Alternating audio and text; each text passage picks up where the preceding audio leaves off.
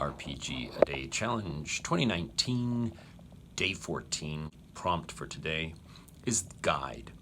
Now initially I went through 3 or 4 different ideas before stumbling onto the idea of the map as a guide. I love maps. I don't know if it was Tolkien who got me started on loving maps, but I loved the map in The Hobbit of Wilderland. It remains one of my favorite fantasy spaces to imagine going to. And maps have been part of role-playing games pretty much since their inception. I absolutely love those old maps from the early D&D games where it was on graph paper and just would ignite my imagination to look at those outlines, these bare bones outlines, and to imagine what those hallways looked like. It's one of the first things that really lit up my head and made me get excited about being a dungeon master was the idea of being able to draw my own maps. There are a ton of tools to create maps now, and at the table we can make maps in all sorts of different ways. We can draw them onto dry erase or wet erase surfaces that are sometimes evocative in that they already have a map drawn onto them, like the Pathfinder flip mats. I absolutely love stuff like Dwarven Forge, where you can create a map of sorts. People think about that as terrain, but ultimately it's still a representation of a real space, not a real space. I mean, there's hardly ever a roof on any of this stuff. And it's difficult to do like exactly what's in your head. Sometimes I have to tell my players or remind my players, like, okay, but you have to know that like the ceiling is 20 feet high, even though the models don't really show that. And I think about this often when I use Pathfinder flip mats, because there's so much on those images, and yet players will often just think of it as a flat surface, and I'm like, no, those are pine trees and they stretch way up into the sky. We can create maps in a digital format. You can do a hex crawl, you can do something that's closer to this.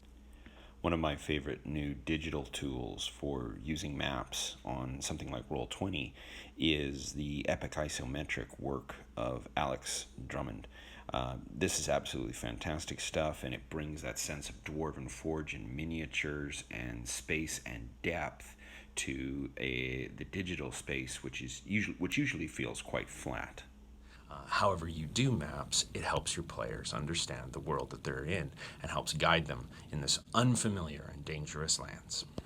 I'm here at my workplace at McEwen University. And like any really large building, we have maps. Maps act as guides to help you through a space that you're unfamiliar with. Now, here we've got one of those lovely "this is where you are" icons. You might also notice, if you know anything about this area, that this is where all of the English profs' offices are, but none of them are listed there, which is why students get lost regularly trying to find our offices. Now here's what that hallway actually looks like. This is the territory. That was the map. This is the territory. We've got these two concepts. There's a guy named Alfred Korzybski who said the map is not the territory. A lot of people, I think, would just go, well, of course the map's not the territory. But what he was talking about is the idea that the representation is not the thing. The representation of that little person, you are here, didn't look like me because it's just a map. Now, here we are in my office, and it doesn't look anything like it did on the map.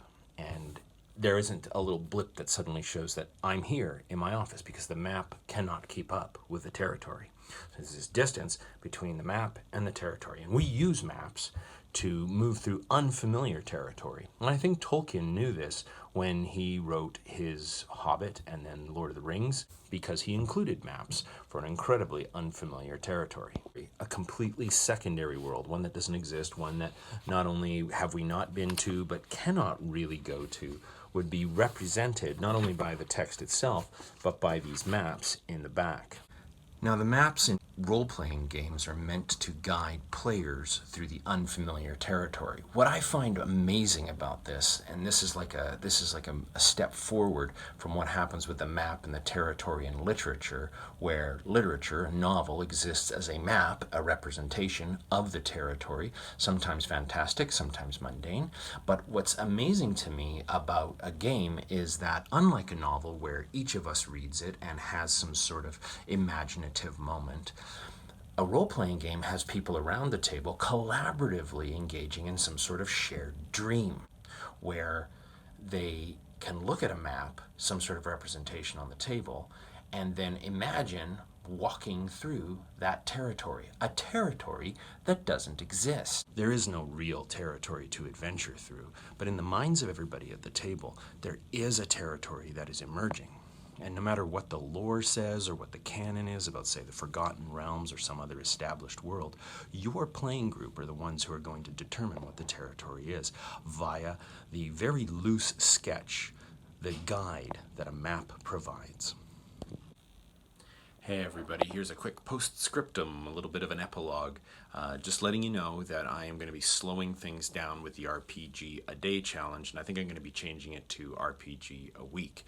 I've loved the challenge. I've loved that it's kicked me onto YouTube, and I've had a great steep learning curve of working with tools on my phone to learn how to edit, but it's just too much to do one video a day, and I don't feel like there's any other way now that I've started doing it that I want to do it. So I want to keep doing the challenge. I'm going to keep doing the challenge, but I'm going to be doing it.